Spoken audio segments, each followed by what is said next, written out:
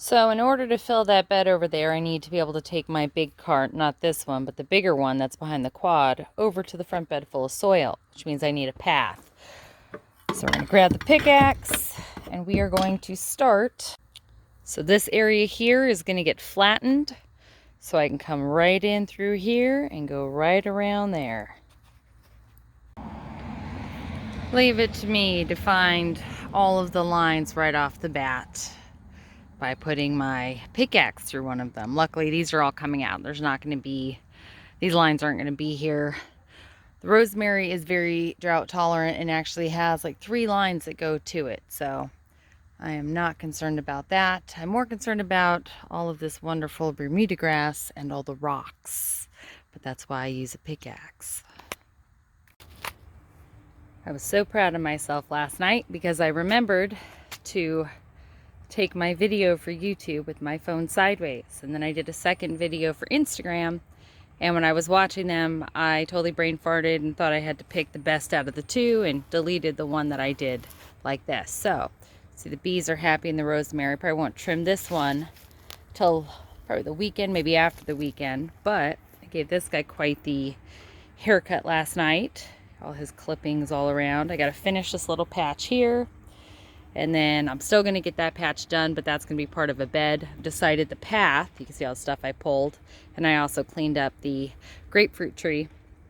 But, so all this is going to be where the path is. It's going to come in here, and it's going to fork off here, and it's going to go out that way, and out that way. So that is the plan. I'm going to harvest this lemongrass, which I was planning to do anyway. I'm going to be using it all over as a border as well, plus putting some cedar border down. Then I've got the different mulches to use. So, but my number one is just getting a path so I can get all my soil over to my bed that's over there, if you could see it. But yeah, get that full so I could go ahead and get it planted out. So we are going to be continuing with this project, and I'm sure there will be other things that pop up along the way, because that's just what happens. So I've mentioned a few times the irrigation in this yard, and one of the things I'm definitely dealing with is figuring out where all the irrigation is coming from, going to, what it's attached to. I have 6 lines out here in the front, and I have 5 lines in the back, one that's going to be lawn, so 4 lines. And they have, like, you know, we've got the aloe, and we've got a lot of the sage, eucalyptus, oleander, a lot of stuff, the mesquite, that are very drought tolerant, but they're on the same line as like the fig tree and the lemongrass and everything else. So I've got to figure out what goes where, and I got to separate it. So one of my tasks today I'm going to try to get to is digging up all the irrigation and just not disconnecting it yet, but putting it on top just so I could see where all of it goes, and try to get some kind of order in the chaos that is this project. So I've been out here for a while now. I still have not gotten over to the path. Like I said, squirrel. So I started to weed a little bit in here. Then I decided that I would go ahead and test out my new little stake bubblers, my drip irrigation, see what the how much it hit, you know, the radius around it. And now that I know, I'm going to go and do something that I should have done like a week ago when I set this up. So my husband's home today. We're gonna take off this cattle panel, and I'm gonna go ahead and run a line down here, and then I'm gonna go ahead and just put out the little drippers all along here so I could also get that bed planted, which is good because I have a ton of chard that needs to go in the ground. And then I'm going to use my new, I made one over there with rebar and with my irrigation line, but I'm going to go ahead in here and I'm going to be making just a little, you know, little mini tunnel to keep the rabbits out. So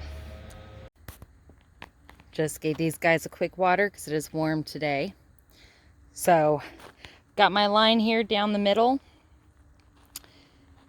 connects down here. I'm going to run it first, make sure all the joints are good, don't leak. I just watered this too. I got to fill it in. I was going to do my garlic bed with Oyas, and then I changed my mind to do the bubblers. I keep going back for it, but I'm going to fill these in. Oh, there's another little garlic and shallot.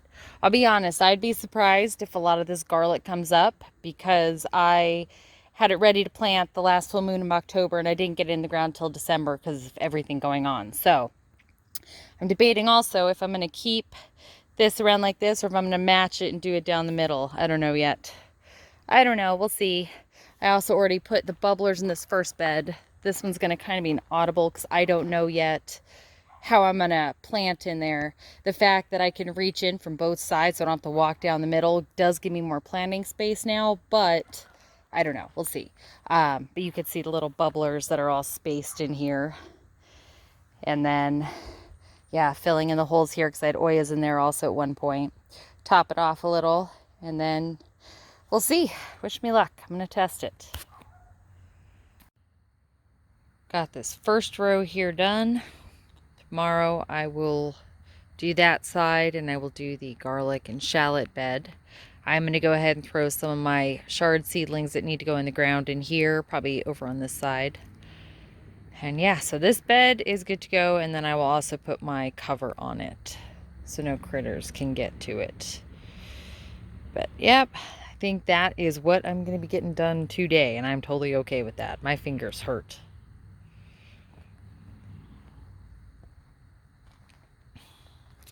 Those carrots look so pretty from the rain.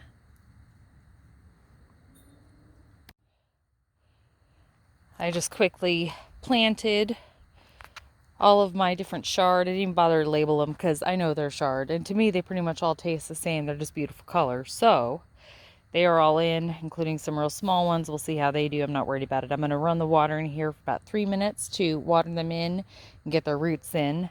I'm going to run upstairs and I'm going to get my little thingy, my tunnel, and cover these up for the night. And then we'll be back at it again tomorrow. I'm going to harvest that tomorrow. That one in there, right there. And then redo all this irrigation with my drip hose because pumpkins have tap roots along the vine. I want to give them something to follow. Got the row cover on and the water's running right now to water in those chard seedlings. But so far, I was a little worried when I was putting this together because it seemed like it would like pop apart and poke me in my jugular. But no, it actually made for a pretty sturdy little tunnel. This is just a lightweight fleece. I don't need the shade cloth yet, and I don't need the plastic because these are all cooler weather crops. So, but yeah, I did 5 parts, 5 sections to make it a little taller. Yeah, I don't mind it. And I got my drip set up. Tomorrow I'll finish the next part, and then after that I think I'm going to probably do that one too, and then move the DIY to where you can't really see it from the street. And off goes the water.